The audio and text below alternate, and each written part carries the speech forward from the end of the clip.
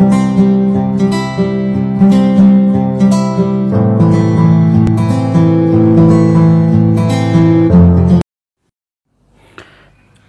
ketemu kita dengan materi dinding penahan tanah tipe cantilever. Nah, tipe cantilever biasanya dipakai untuk tinggi dinding yang mencapai 7 atau 8 meter ke atas ya. Jadi sangat tinggi, cukup tinggi. Biasanya memakai beton bertulang. Kemudian dengan propertis tanah di belakang dinding penahan tanah atau timbunannya adalah berpasir, tanah berpasir dengan permeabilitas rendah termasuk lanau atau lempung. Nah, ini sangat vital sekali ini menjadi informasi yang sangat penting untuk menentukan metode penyelesaian pekerjaannya nanti, penyelesaian hitungannya. Isinya gamma S sama dengan 1,9. Kemudian ada propertis beton, karena ini nggak kita pakai, kita hanya memakai yang ini, gamma C-nya 2,5. Kemudian propertis besi tulangan ini pun tidak dipakai, tapi ini dari sini 1600, ini biasanya tulangan polos ya.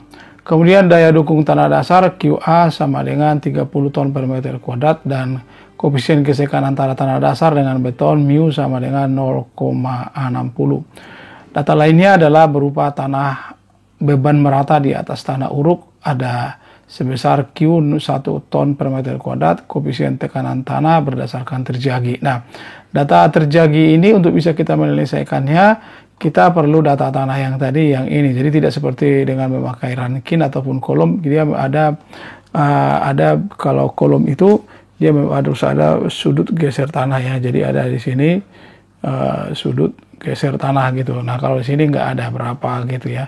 Jadi ini nggak di sini nggak memakai data properties itu. Kemudian faktor keamanannya nanti akan dihitung dan ditentukan untuk setiap untuk setiap tinjauan terhadap guling, terhadap geser, dan terhadap daya dukung tanah. Nah, kita perlu preliminary design. Preliminary design ini adalah desain awal untuk memperkirakan dimensi sesuai dengan SNI, Standar Nasional Indonesia 8460/2017. Jadi ini yang terbaru. Nah, ini adalah preliminary design-nya. Ini semua. Nah, dari sini kita buatkan di sini ya. Jadi H sama dengan 7 meter, ini diketahui 7 meter. D sama dengan 0,6 sampai dengan 0,7 ini ya. Jadi H/12 itu dimasukkan ke sini, dapat ini. Kita ambil di sini 0,6. Dalam soal apa nih aslinya itu pasangnya 0,8. Oke, nanti kita coba ya yang 0,6 dulu. Kemudian D1-nya 0,4, kemudian B-nya 4, jadi ini B 4, kemudian B1 yang ini itu B/3 0,3 1,63, ini 1 meter, B2 0,3, B3 0,4, yaitu yang ini di sini ya. Kemudian B4-nya adalah jumlah ketiga ini 1, 2, 3 diperoleh 1,8, kemudian B5 adalah ini yaitu sebesar 2,2 ton meter kuadrat. Bebannya ya ada 1 ton per meter kuadrat, diubah menjadi tebal tanah tambahan yaitu HS sama dengan Q dibagikan dengan gamma timbunan yaitu 0,53. Koefisien tekanan tanah dari gambar 228 dengan beta sama dengan 0. Beta ini adalah sudut tanah di belakang daripada ini. Jadi dia karena dia rata maka ini sama dengan 0. Tidak ada tanah yang miring. Dan sesuai dengan tabel 24 ini, ya ini tabel 24 ini ada tanah berpasir dengan permeabilitas rendah termasuk lanau atau lempung. Jadi ini itu data properti tanahnya yang ini sama, berarti itu masuk ke kategori 2 ya. Yang ini simbol nomor 2. Oke. Nah, dari sini tadi sudut betanya 0. Oke, sini berarti ya di sini. Kemudian ini KP, ini KH, ini KP. Maka ditarik ini ke sini ke atas ya kan. Di sini KP-nya 0 ya kan. Kemudian KH-nya di sini berapa? Dia kalau dia dilihat di sini yang poin 2 yang ini. Oke. Nah, yang ini Nah, dilihat di sini, ini adalah KH. Maka KH-nya adalah 0,55. Jadi kalau ini kan tidak pas sekali di tengahnya. Jadi saya ambil 0,55 ya. 0,55, KP-nya 0. Kemudian di sini pH1 yaitu KH kali HS, yang itu yang segi 4 ini. Segi 4. Kemudian pH2 yaitu tekanan tanah 4,14 KH tambah HS tambah H. Jadi ini udah total tanah sama Q ini. Ini dia. Kemudian pH atau atau resultante gayanya yaitu pH1 tambah pH2 dikalikan dengan H/2 15,5. HE-nya yaitu titik berat ini ke sini diperoleh. Ini bisa ini dihitung kalau ini dimasukkan ke sini ya. Artinya HE dikalikan dengan pH ini, hasilnya pH1 dikalikan dengan H/2 tambahkan dengan itu, maka diperoleh rumus ini. Hasilnya adalah 2,49. Kemudian perhitungan, nah ini ya saya kasih tahu, ini kenapa ini 2,48, ini ketika saya masukin tadi bahwa D itu 0,8 ya, jadi 2,48 tadi saya masukin 2, cuman 0,6, nggak 0,8, hasilnya 2,49, jadi sebenarnya hampir sama ya. Perhitungan berat beban sendiri dan momen terhadap titik O, jadi ini titik O di sini. Nah, di sini lebarnya 0,4, ada 4 segmen ya. 4 segmen, yang satu yang ini, yang petak, yang kedua segitiganya, yang ketiga ini tapak ini, yang keempat adalah tanah di atas tapak itu.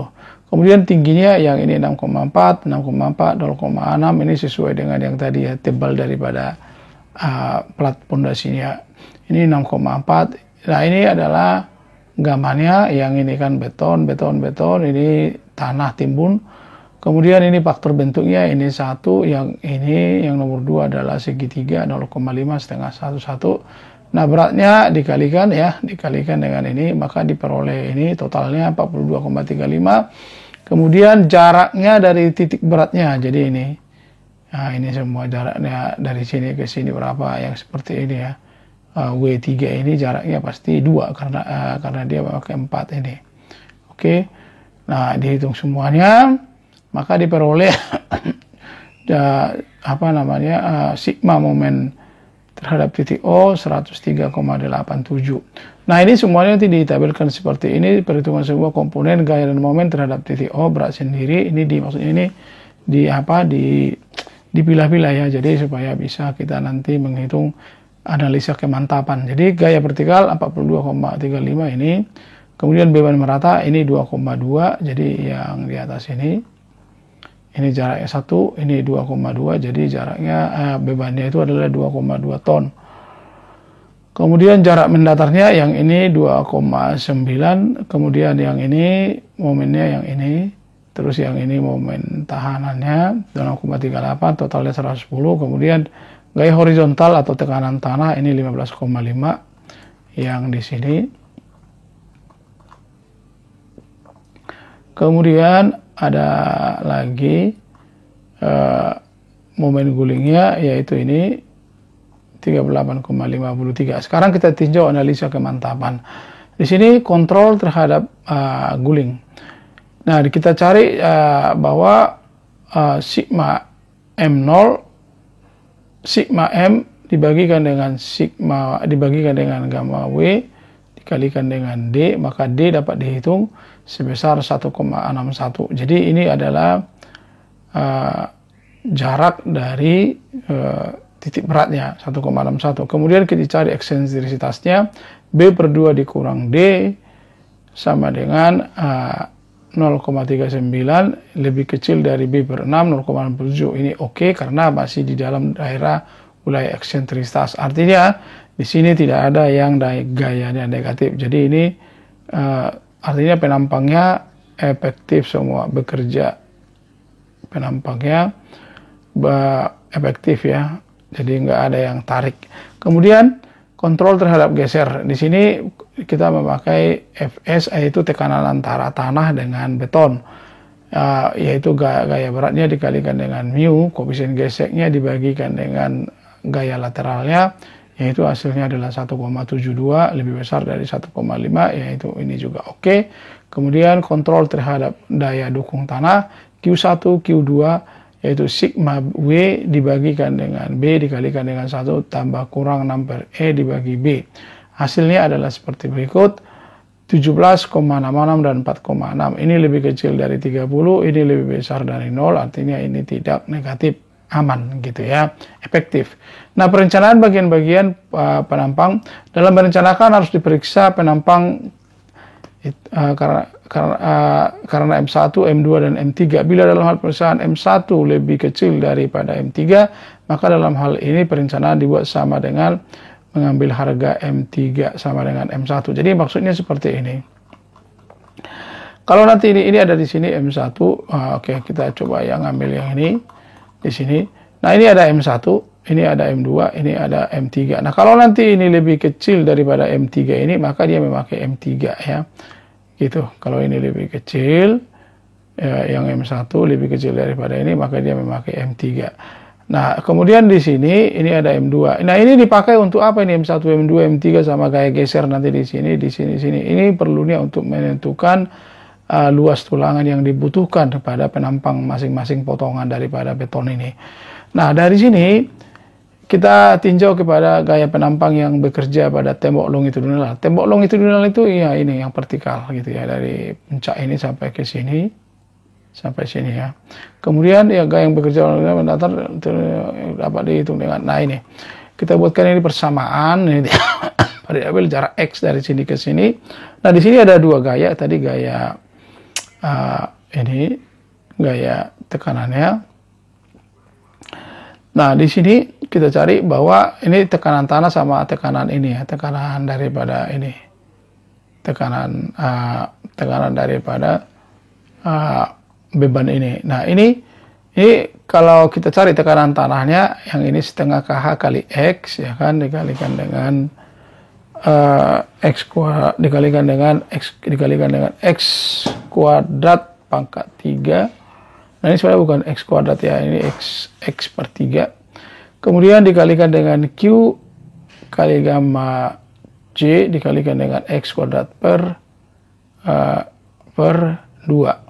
Maka diperoleh hasilnya 0,3 X kuadrat.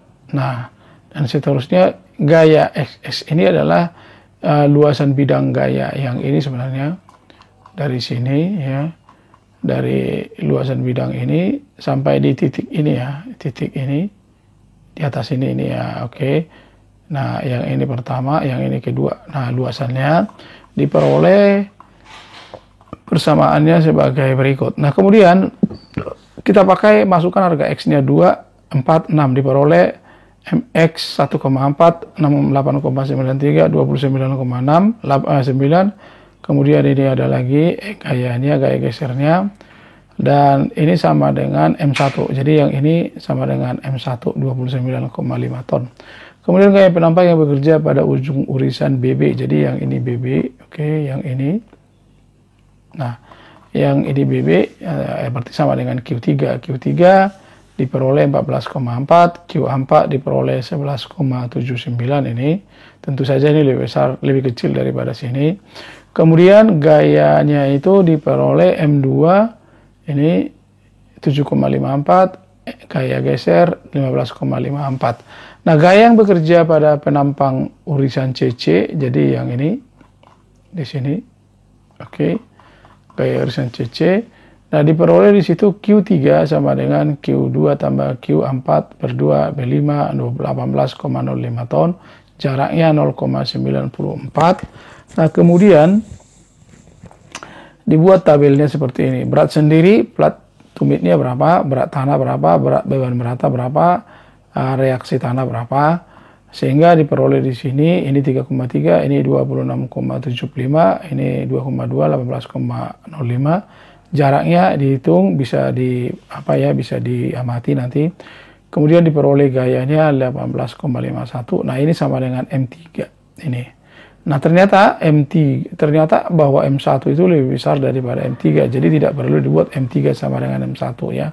Artinya maksudnya begini, jadi di sini M3 ini lebih kecil daripada ini, jadi nggak perlu diambil ini, masing-masing dipakai untuk menentukan luas tulangannya. Nah kemudian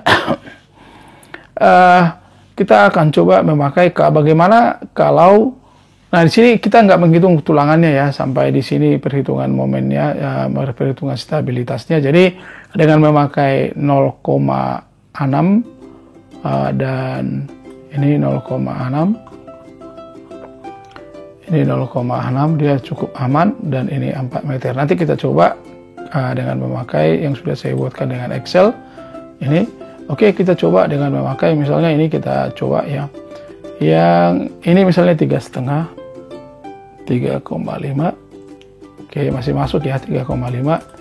Lalu kita cek. Nah ini tidak oke, angka keamanan daripada geser, jadi dia artinya kurang berat tanah di atasnya, sama juga berat betonnya dan bebannya yang menahannya, sehingga ini menjadi lebih kecil, tidak aman. Yang lainnya daya dukung aman, terhadap guling aman, tapi terhadap geser tidak aman. Kemudian kita kemudian kalau kita misalnya masukkan ini 3,8 contoh, 3,8, apakah dia masih aman? Oke, kita lihat. Oke, berarti 3,8 pun bisa ya. Sekarang kita balikan menjadi berarti kalau ini misalnya dipakai 4, kemudian yang ini dipakai 0,7 atau 0,8 di luar itu, maka pasti akan lebih aman. Coba kita lihat perbandingannya. Nah di sini 1,76 ini lebih besar dari 1,5, makin jauh lagi yang ini ya, pergeseran itu. Kemudian di sini juga, ini juga semakin besar, semakin kecil daya dukung daripada tanahnya, semakin kecil daya dukungnya, semakin kecil gaya tanah bekerja kepada beban yang di atasnya, dan ini juga semakin besar ya kayak yang kecilnya.